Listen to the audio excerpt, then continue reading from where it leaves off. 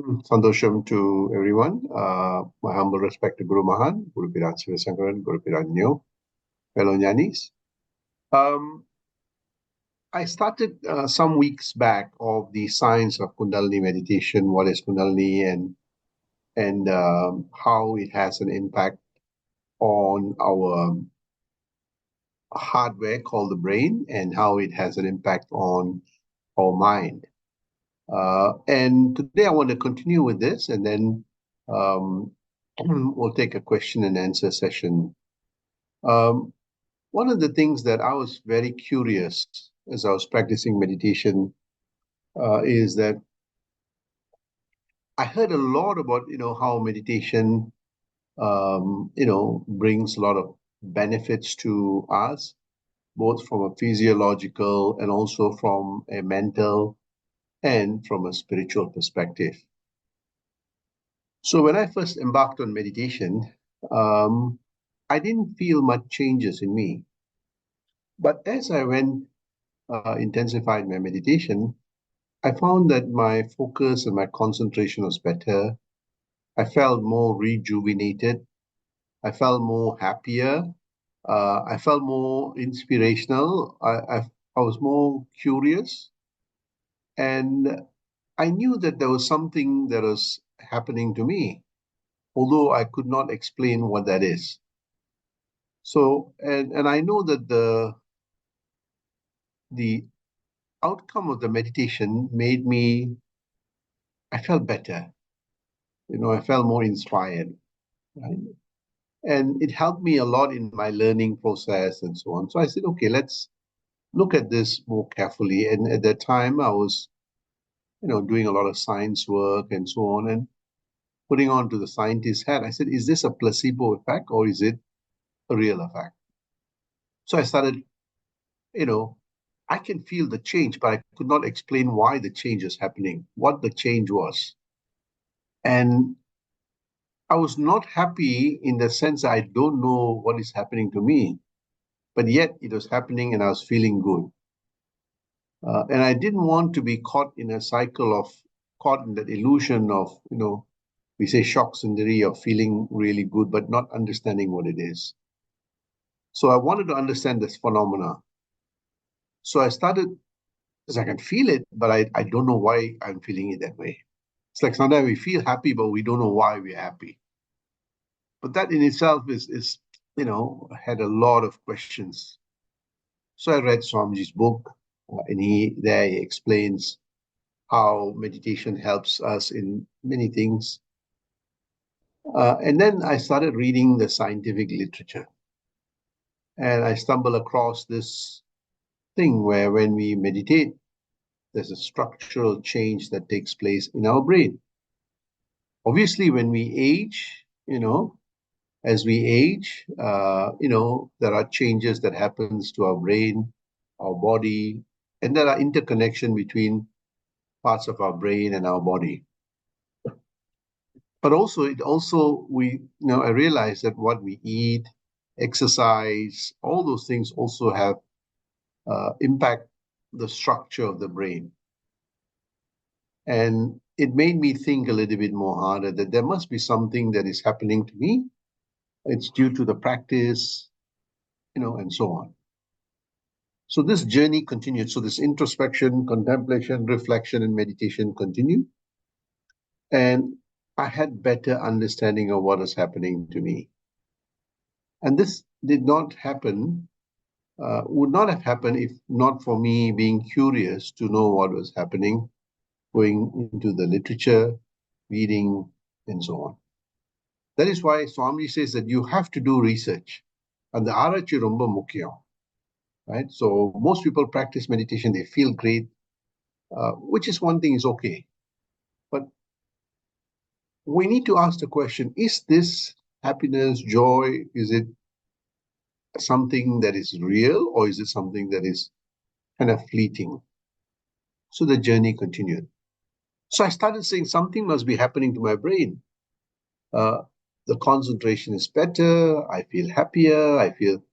So as I started exploring, I started stumbling across the literature that started telling actually when we practice, meditation, mindfulness, there are structural changes that happens to the brain, and that's probably what I was experiencing. And I spoke about this in the last few YouTube clips on this topic.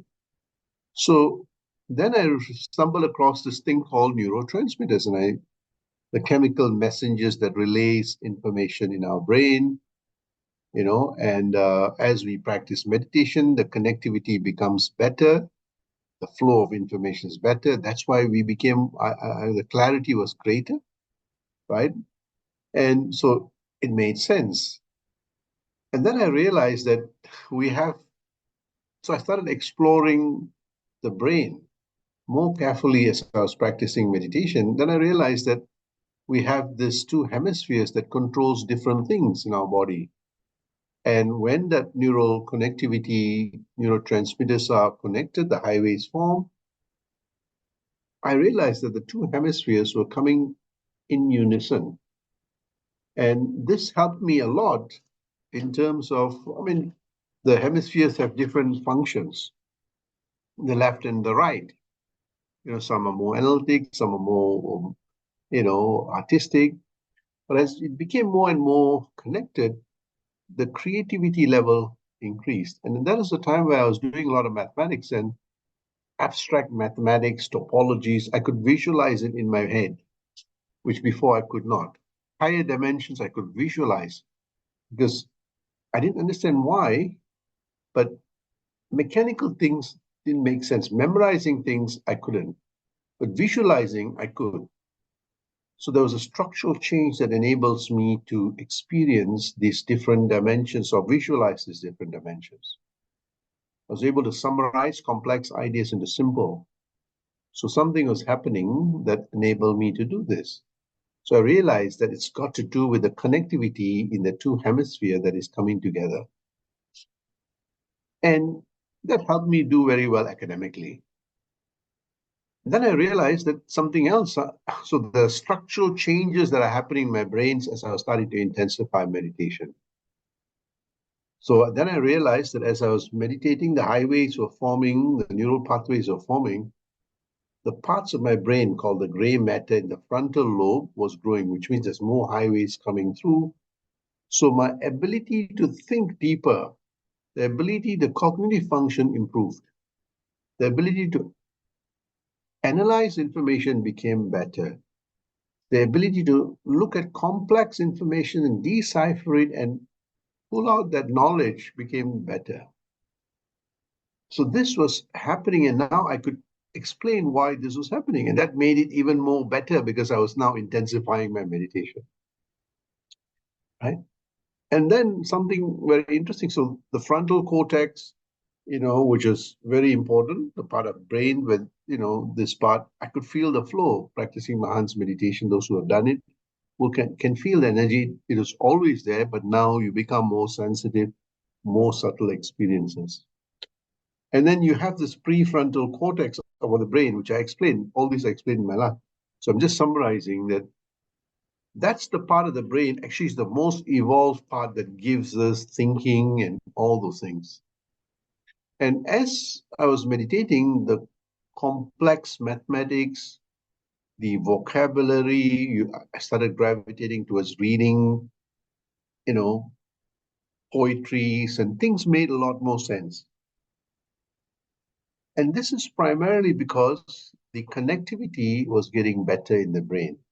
And that is what great saints and sages say, that when we practice meditation, maybe in the short term you not experience it, but in the long term, the connectivity improves, we have greater clarity.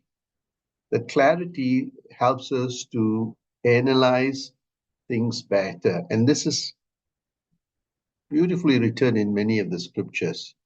Mahan too has written that Arivin, Arival, Arivin Telivu, that clarity comes very, very clearly as we practice. We also see that in other scriptures that talk about Sankhya Yoga, the ability to learn, the ability to understand, the ability to make sense of everything. So this meditation was actually, in a subtle way, helping the brain connect better and make sense of all the information that is coming in and so on. So this, I think, that is why I was feeling more, things were more clearer, complex ideas so became even the concept of God as an exploration of what is this, not just a form, but there must be something much more higher. So the curiosity started increasing. By the way, as this is happening, I was doing my research and going on to do my doctorate work. It helped me a lot in visualizing things better.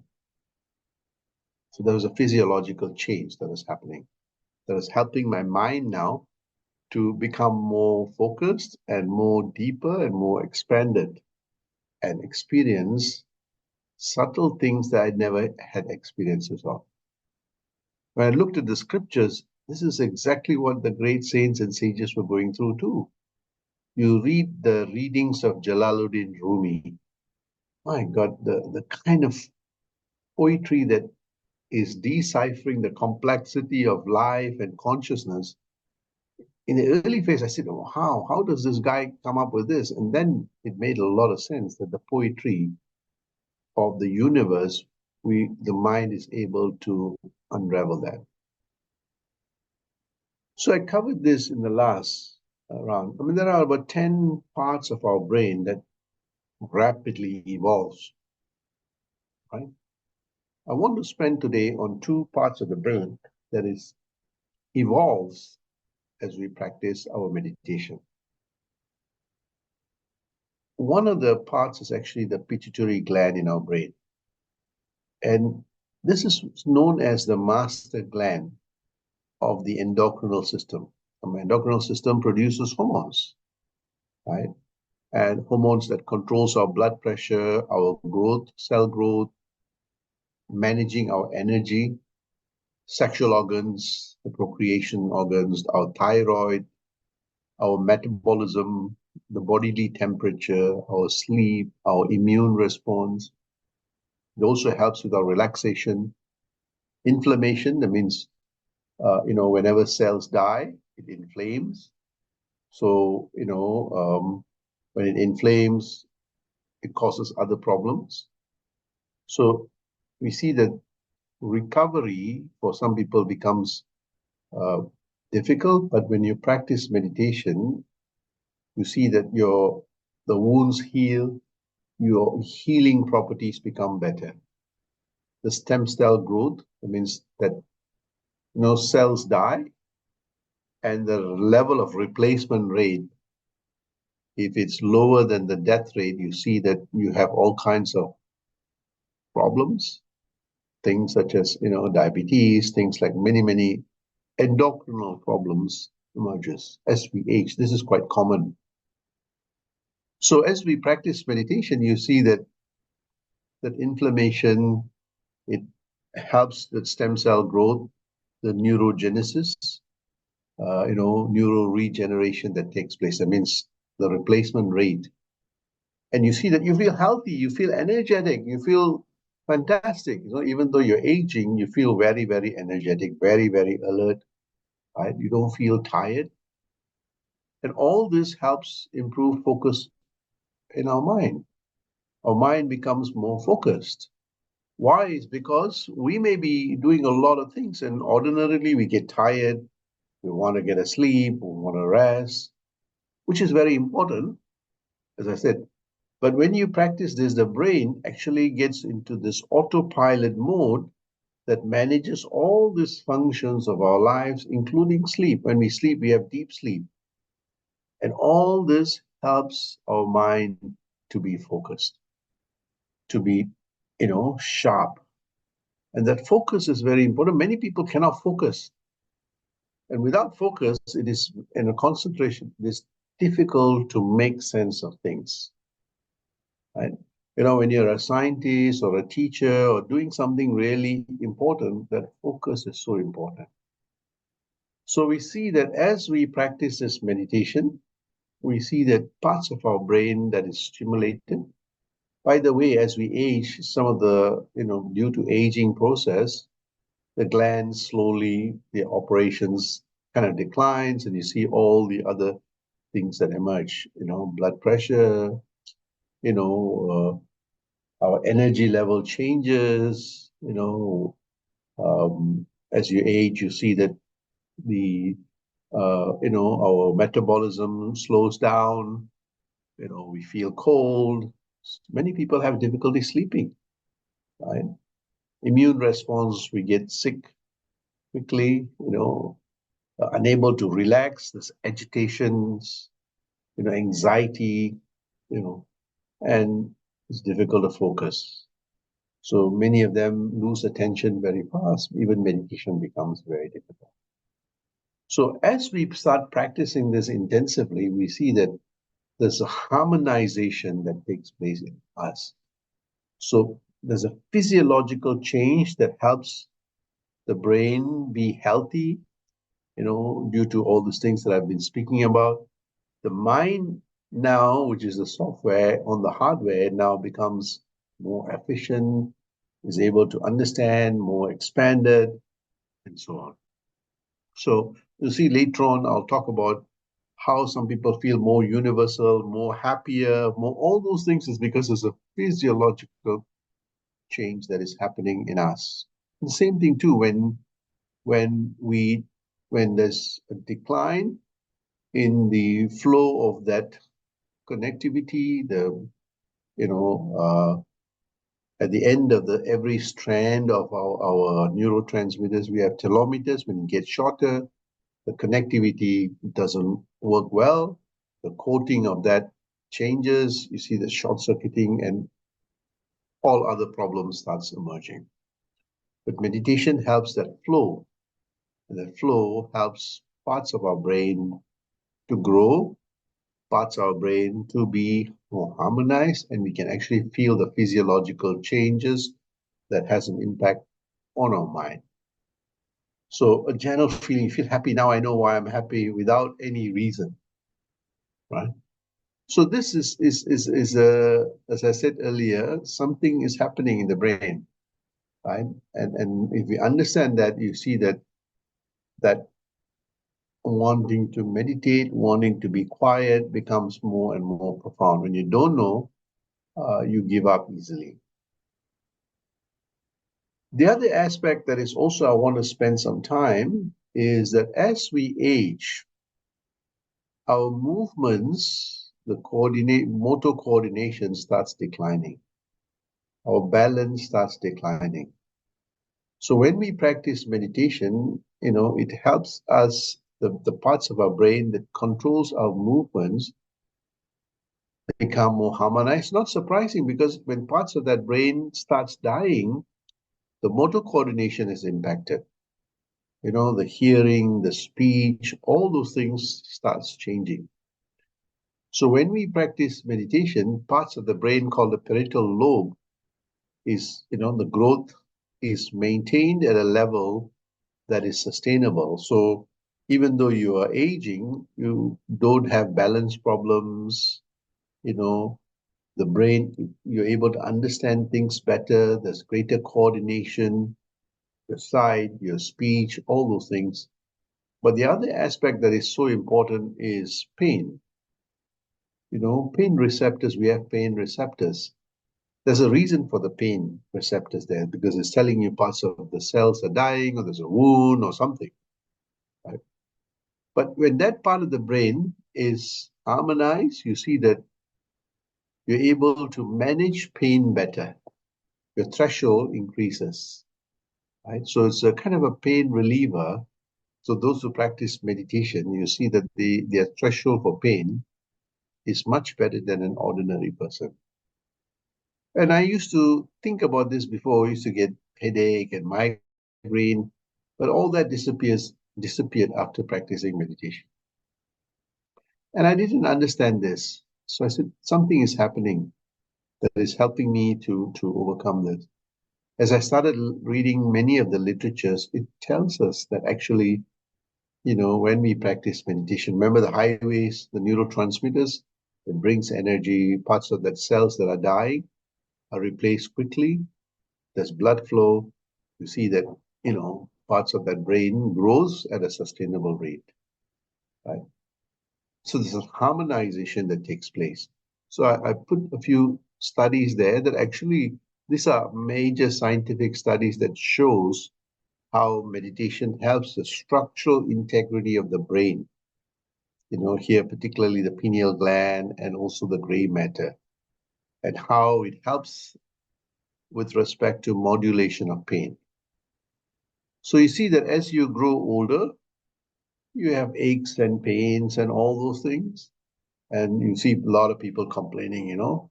But when you practice meditation, you see that those pain thresholds increases, you're able to manage pain, you're able to go for your walks, your runs, do all those things which ordinary people will not do it because they feel pain in the muscle, pain. They say, I might as well rest and relax. Whereas when you're practicing meditation, you become more active, and you're not impacted by it, and that improves your motor coordination. When you do exercise, when you do, yoga, all those things, it helps the brain to be more agile. It helps you with your sights, your hearing, your speech. All that has an impact. So earlier I spoke about, the earlier aspects of both the neurotransmitters, cerebrum, prefrontal cortex, your pituitary gland, and your parietal lobe. All that are being synchronized. All of them are happening simultaneously. And you see that now the brain, which is kind of slows down as you age, becomes more rejuvenated, more, the firing becomes more intensive. Then you see that you become more alert, more sharper, more happier.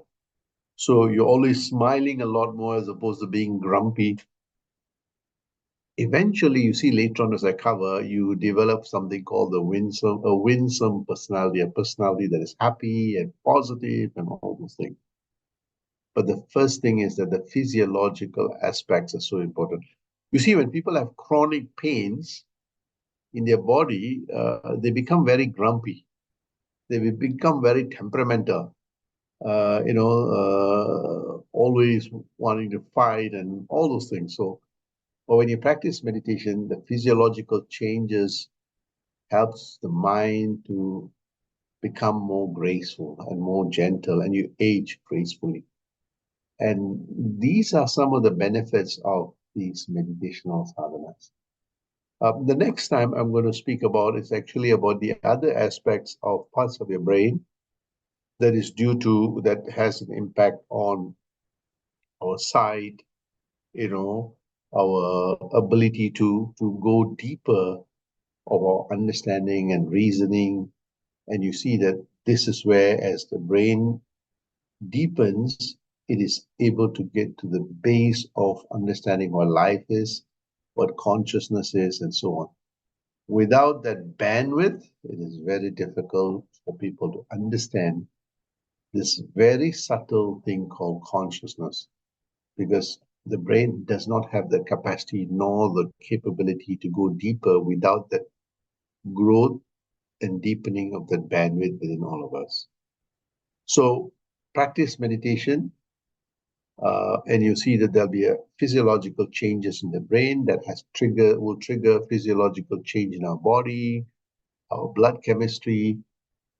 All this has an impact on the state of our mind and also the health and well-being of us in general. So, and more importantly, you see that our ability to make sense, understand things, become more aware, and become, when awareness leads to enlightened state of living. This is what the science of yoga and meditation, the transformation of that brain. Thank you very much, Sandosham.